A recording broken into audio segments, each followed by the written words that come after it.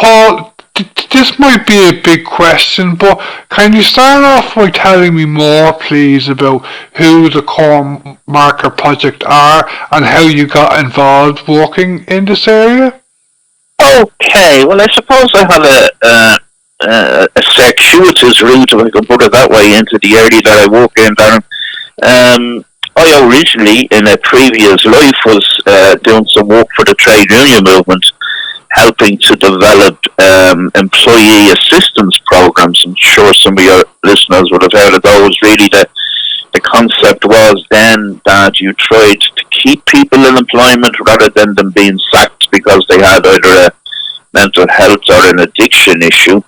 That got me interested in the whole area of addiction, and I later went back to college as a mature student, got a few qualifications there, and became the training officer in the Merchants Quay Project, Merchants Quay Ireland as it is now, back in 1993, and I stayed there for 7 years or so before moving to Wexford to help establish the Cornmarket Project, which is a community-based treatment and rehabilitation project for those who have both drugs issues and or addiction issues in general, really, and also issues of criminality. So I helped establish it in 1999. I'm celebrating 26 years this year, and I've been there ever since.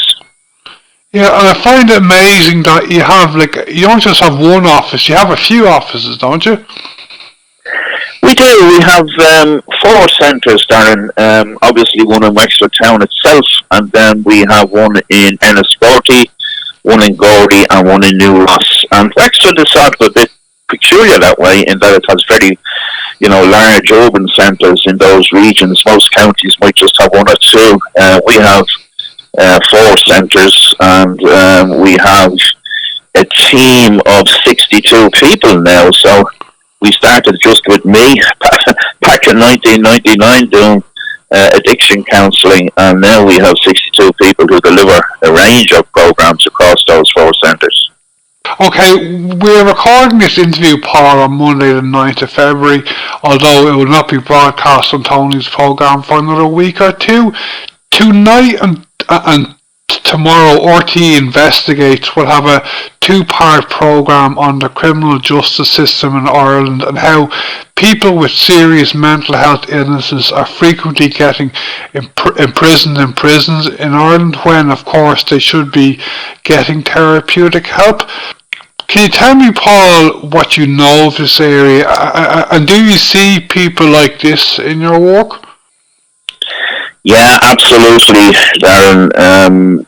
I think, unfortunately, the system hasn't changed yet too much in regard to providing decent, comprehensive therapeutic supports for people who have what we often refer to as dual diagnosis issues. And by dual diagnosis, we just mean somebody who has both a mental health and an addiction-related issue. So that's the first thing to say. There are some progressive moves by the HSE. They launched an overall strategy for trying to deal with dual diagnosis people in 2023. And the aspiration then was to have 12 centres around the country that would provide comprehensive treatment and rehabilitation for people who had both mental health and drug addiction or alcohol addiction issues. I think that's been very, very slow to get going. And consequently, what often happens is, I think judges are often at a loss of what to do when they're dealing with people who have addiction, mental health issues.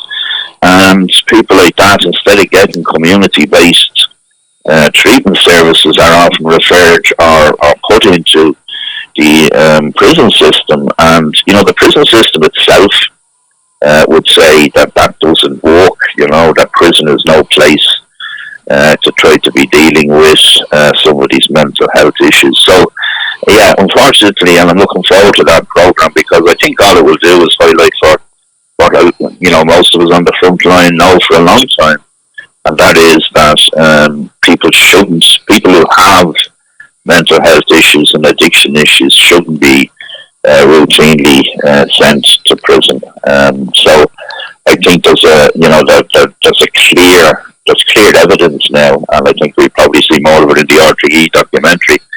Clear evidence that that's a failing system.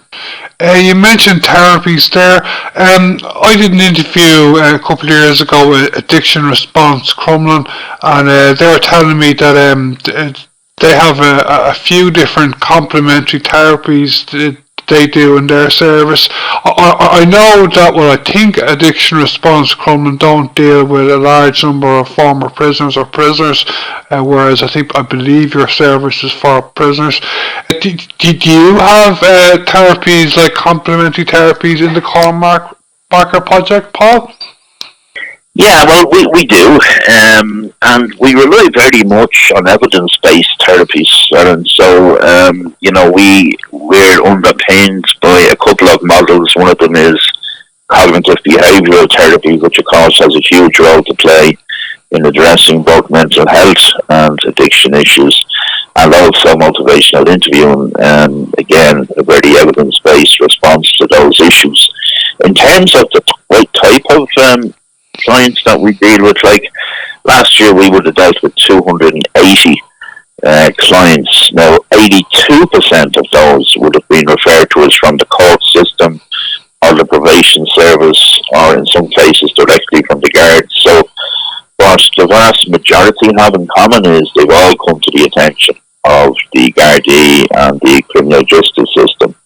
So we've been working with people who have mental health issues. Now, they range, you see. This is the thing. I mean, people hear mental health and they're not really sure what the extent of that is. So, in terms of clients with mental health issues, like an awful lot of our clients are using drugs or alcohol as a way to try and cope with mental health issues, whether that's long-term depression or anxiety issues, or trauma issues in the background, often brought about from childhood exposure to abuse, sexual abuse, and verbal abuse, and physical abuse.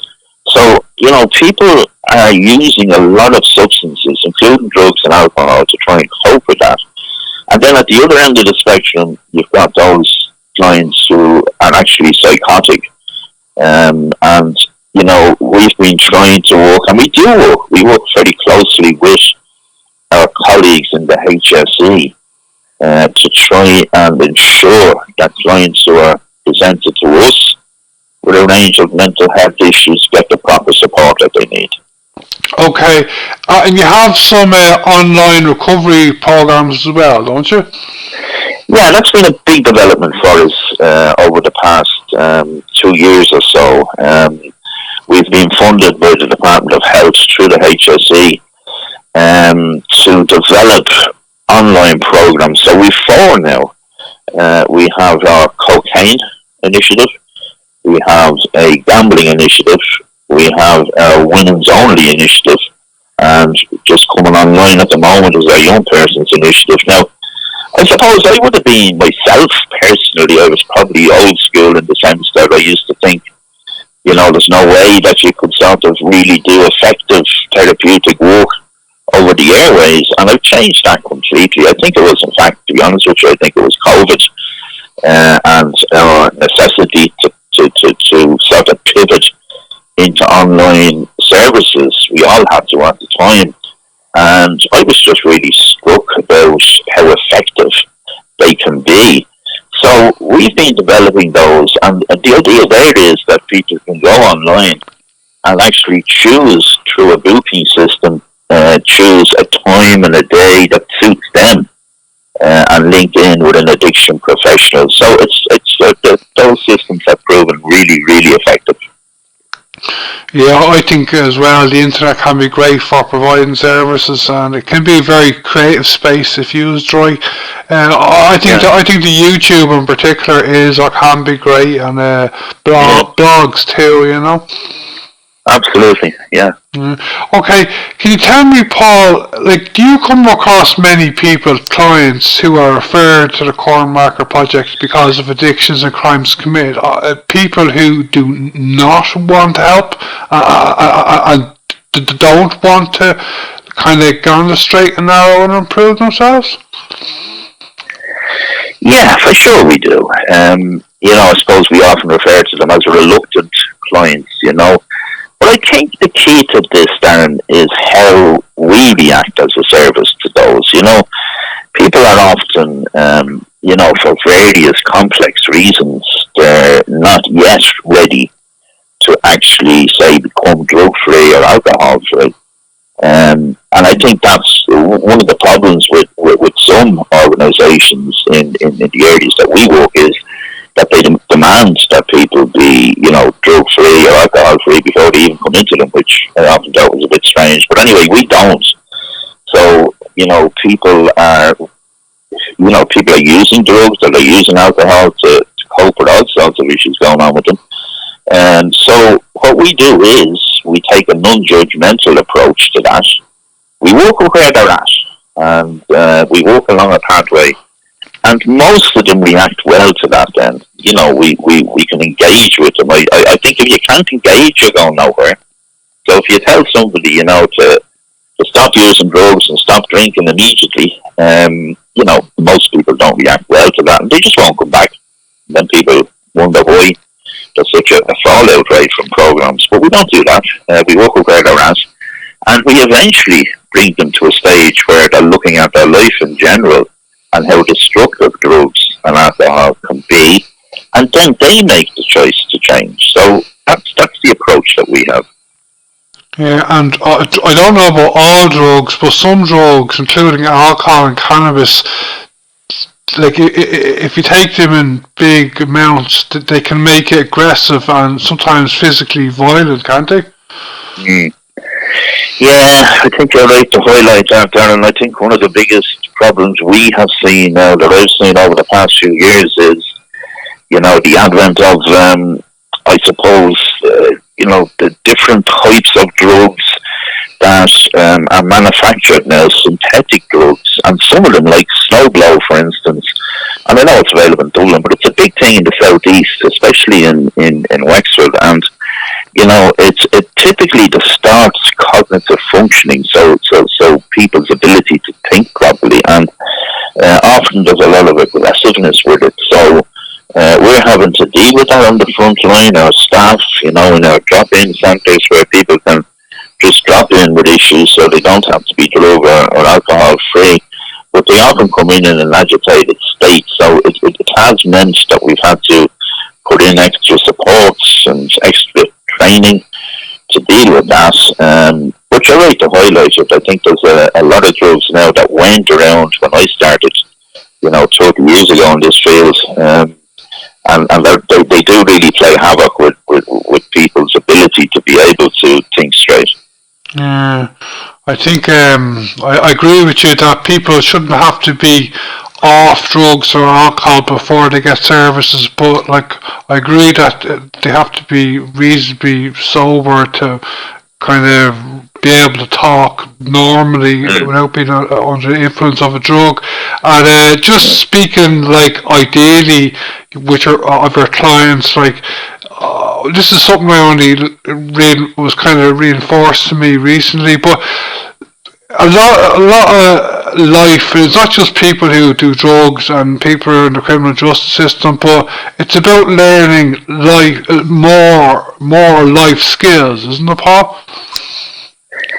Yeah, absolutely. We take what we call a psychosocial approach to it. So, for instance, we have 15 separate programs in the Cornmarket Project, and so some of them are very basic, that they're what we call open access drop-in services where people come in, but that's more or less seen as, and I don't want to sound disrespectful here, but it's seen as a hook into other services that we offer, and those other services can be therapeutic groups, they can be one-to-one counselling, but there are also employment pathways and training pathways. So you're right to say that it's a bigger life issue.